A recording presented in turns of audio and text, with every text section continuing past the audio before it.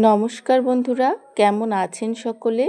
আশা করছি আপনারা সকলে খুব ভালো আছেন এবং সুস্থ আছেন। কি ভাবছেন, আমরা এই যে দলে দলে লাইন দিয়ে কোথায় যাচ্ছি? চলুন তাহলে আপনাদেরকে দেখিয়ে দিই আমরা আজকে কোথায় এসেছি। ওই যে দেখুন, গেটের সামনেই লেখা আছে গোবরডাঙ্গা ঐতিহাসিক স্মৃতিরক্ষা কমিটির পরিচালিত 203তম গোষ্ঠবিহার মেলা। আমরা বাঙালি, আর আমাদের 12 মাসে 13 পার্বণ। আর এই বিভিন্ন পার্বণে বাংলার নানান প্রান্তে বসে বিভিন্ন মেলা। পয়লা বৈশাখ উপলক্ষে আমাদের উত্তর 24 পরগনার গোবরডাঙ্গাতেও বসে এই গোষ্ঠবিহার মেলা। এই মেলা একটি ঐতিহাসিক মেলা। গোবরডাঙ্গার জমিদার বাড়ির এই মশলা মেলার আলাদা একটি বিশেষত্ব রয়েছে। এই মেলার সঙ্গে জড়িয়ে আছে ইতিহাস। 203 বছরের পুরনো এই মেলা। গোবরডাঙ্গার জমিদার খেলারাম মুখোপাধ্যায়ের পুত্র কালীপ্রসন্ন মুখোপাধ্যায় এই মেলার সূচনা করেছিলেন। কৃষকেরা বছরভর খাজনা দিতে পারতেন না। চাপ তৈরি করে খাজনা আদায়ের পক্ষপাতী ছিলেন না জমিদার পুত্র কালীপ্রসন্ন মুখোপাধ্যায়।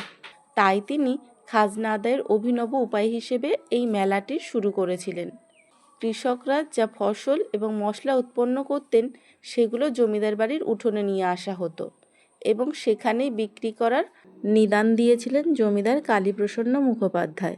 বিক্রি বাটা থেকে যে লাভ হতো সেটা দিয়ে জমিদারের কর মিটিয়ে ঘরে ফিরতেন কৃষকরা।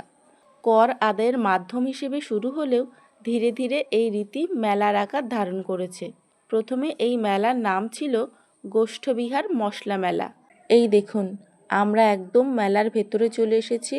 কত সুন্দর সুন্দর জিনিসপত্র, কত খেলনা, কত ঘর সাজানোর সামগ্রী, সব ভর্তি। কি ভালো যে লাগছে বলে বোঝাতে পারবো না। আমরা এখন এই দোকানটাতে এসেছি কিছু কাঁচের গ্লাস নেওয়ার জন্য। আর দেখুন কি সুন্দর সব কাপ প্লেট, কত কিছু। আর মেলায় এসে আমার সব থেকে যে জিনিসটা ভালো লাগে সেটা একটু আপনাদেরকেও শুনিয়ে দিই, দাঁড়ান। 10 টাকা চাউমিন খাওয়া কাঁটা চামচ তাও আছে, দাম মাত্র 10 টাকা। ডাল তোলা চামচ 10 টাকা, ভাত তোলা চামচ 10 টাকা, ডাবল হাতা 10 টাকা। আর কি চাই? বাচ্চাদের কাঁধে ঝুলানো ব্যাগ নেবেন, তাও আছে, দাম মাত্র 10 টাকা। সুন্দর সুন্দর জিন্স মানি ব্যাগ। ঘুরতে ঘুরতে আমরা এখন চলে এসেছি মেলার একদম শেষের দিকে। আর এই দিকেই আছে সমস্ত রাইডগুলো। আর ঠিক এর পিছনে আছে যমুনা নদী। ছোটোবেলায় যখন মেলায় আসতাম তখন এই 10 টাকার সামগ্রীর দোকানে বেশি ভিড় করতাম আমরা। আর এখনও দেখুন 2025 সালে এসেও সেই 10 টাকার সামগ্রী এখনও পাওয়া যাচ্ছে। আমাদের প্রত্যেকের নিজস্ব জগৎ আছে, নিজস্ব সংসার আছে, নিজস্ব চিন্তা ভাবনা আছে। আর এই দেখুন, আমাদের ছোট্ট সোনা এখন তার নিজের সংসারের জিনিসপত্র সব কেনাকাটি করছে। নিজে হাতে নিজে পছন্দ করে নিজের খেলনা সামগ্রী বেছে নিচ্ছে। ওকে দেখে আমারই ছোটোবেলার কথা মনে পড়ে যাচ্ছে। আমরাও ছোটোবেলা মায়ের সঙ্গে আসতাম, আর বোন তখন অনেক ছোট ছিল। ওর জন্য এরকম খেলনা কিনে দিত মা, আর আমি আর বোন দুজন একসঙ্গে সেইগুলো নিয়ে খেলতাম। এই গোষ্ঠবিহার মেলার প্রাঙ্গণ পুরোটা ঘুরে দেখতে গেলে বেশ কয়েক ঘন্টা সময় লেগে যাবে। তাই মাম্মামের সংসার গুছিয়ে দিয়ে আমরা চলে এলাম এখন আমাদের সংসারের জিনিসপত্র কিনতে।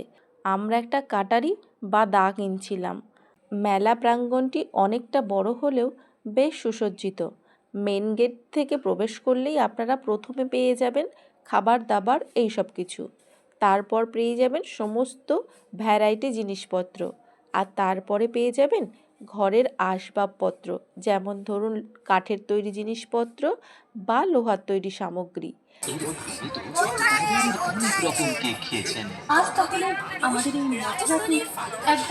অনেকক্ষণ ধরে ঘোরাঘুরি করছি আর অনেক হাঁটাহাঁটি করছি, তার জন্য এবার পা যেমন ব্যথা করছে তেমনি কিছু খাওয়ার জন্যও মনটা কেমন করছে।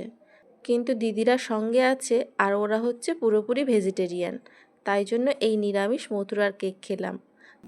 মেলা মানে জিলাপি আর পাঁপড় ভাজা চাইই চাই, তাই জন্য দেরি না করে বাড়ির সবার জন্য নিয়ে নিয়েছি বাদাম ভাজা আর জিলাপি। পাঁপড়টা নিয়ে যেতে পারবো না, তাই ওটা খেতে খেতেই বাড়ি চলে যাব। মেলা ঘোরা কমপ্লিট হয়ে গেছে, আর এই দেখুন মেন গেটের কাছে চলেও এসেছি। মেলায় আসার সময় খুবই আনন্দ হচ্ছিল, ভাবছিলাম কখন গিয়ে পৌঁছবো। আর দেখুন, ঘুরতে ঘুরতে কখন যে সময় চলে গেছে বুঝতেই পারিনি। এখন যাওয়ার সময় যেন মনে হচ্ছে এই তো এলাম। যাই হোক, মেলা তো ঘোরা কমপ্লিট হয়ে গেছে, আবারও 1 বছর অপেক্ষা করতে হবে এই মেলার জন্য। আপনারা যদি চান তাহলে অবশ্যই এই ঐতিহাসিক মেলা একবার ঘুরে দেখতে পারেন। আশা করি আপনাদের খুবই ভালো লাগবে। আর আপনারা কে কে গোবরডাঙ্গা থেকে আমার এই ভিডিওটি দেখছেন অবশ্যই কমেন্ট করবেন।